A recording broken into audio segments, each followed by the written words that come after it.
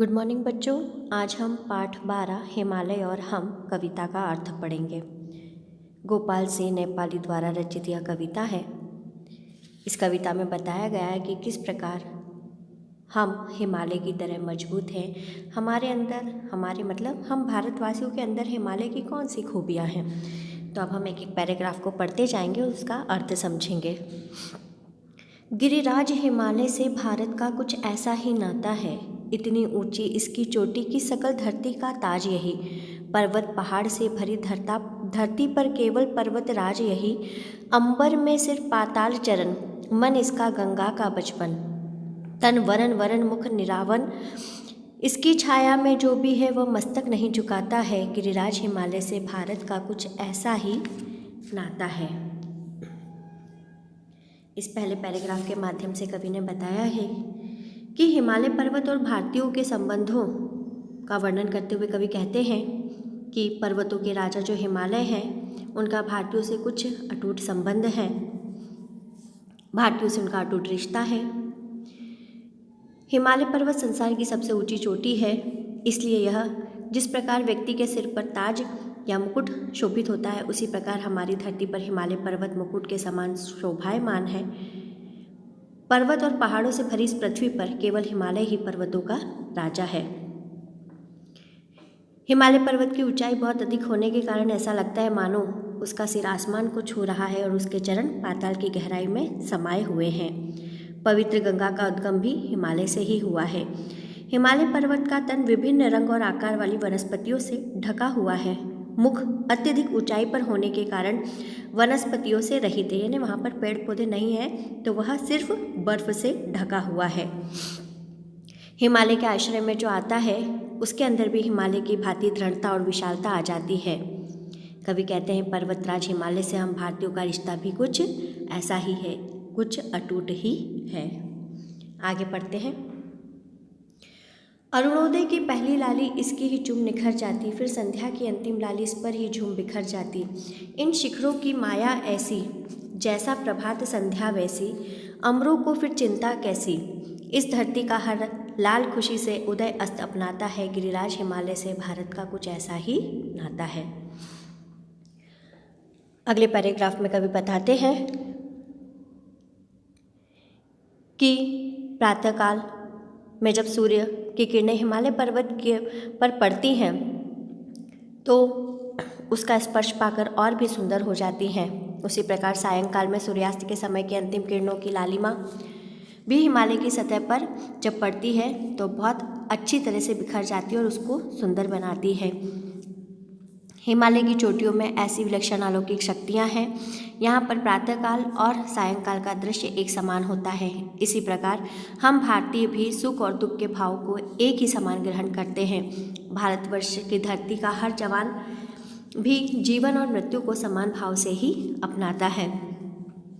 देश की रक्षा में तत्पर हर जवान मृत्यु का वरण कर अमर हो जाता है। हिमालय की तरह भारतीय जवान भी अमर है, क्योंकि वह जीवन मृत्यु पर सोच विचार या चिंतन नहीं करता।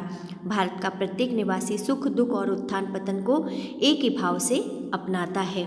गिरिराज हिमालय पर्वत से हम भारतीयों का कुछ ऐसा ही नाता है। अगला पैराग्राफ है। हर संध्या को इसकी छाया सागर सी लंबी होती, हर सुबह वही फिर गंगा की चादर से लंबी होती। इसकी छाया में रंग गहरा है देश हरा परदेश हरा, हर मौसम है संदेश भरा। इसका पदतल छूने वाला वेदों की गाथा गाता है। गिरिराज हिमालय से भारत का कुछ ऐसा ही नाता है। अगले पैराग्राफ में बताया गया है कि हिमालय पर्वत की संध्या के समय छाया जो होती है वह सागर के समान लंबी हो जाती है। ऐसा लगता है कि गंगा ने लंबी चादर ओढ़ ली है। इसके मैदान अत्यंत विशाल और विस्तृत हैं।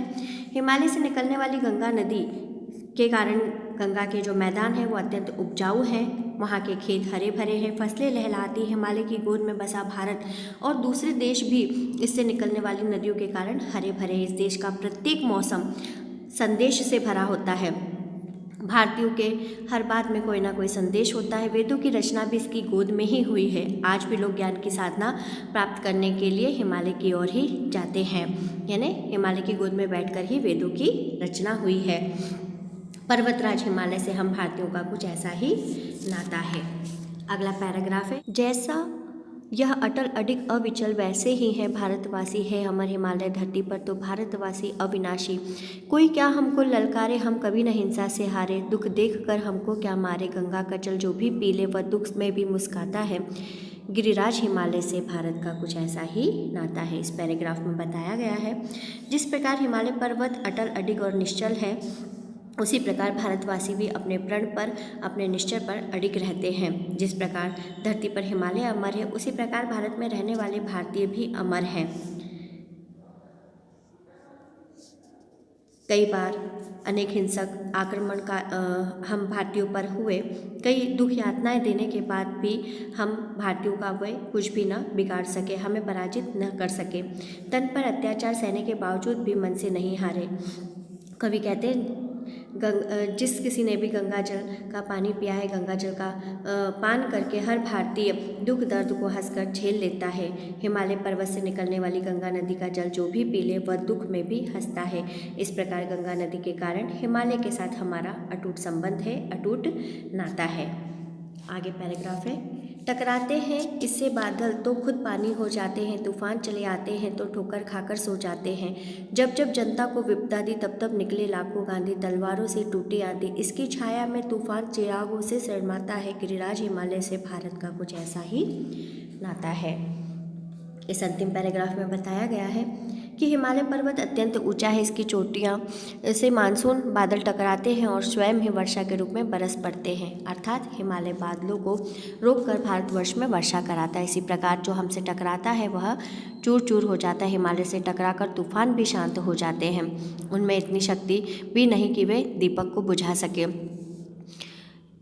हिमालय सदैव आक्रमणकारियों से भारत की रक्षा करता है। जब जब भी शासन ने भारत की जनता को विपत्ति में डाला है, दुख दिए, तब तब जनता की विपत्तियों को दूर करने के लिए, दुखों को छुटकारा दिलाने की लाखों सत्याग्रही घर बार की चिंता छोड़कर निकल पड़े। हिमालय पर्वत की छाया में आकर बड़े से बड़े तूफान भी कमज़ोर पड़ जाते हैं, उनमें चिरागों दीपकों को बुझाने की शक्ति नहीं रहती। हम भारतवासियों का हिमालय पर्वत से कुछ ऐसा ही अटूट और निश्चल नाता है।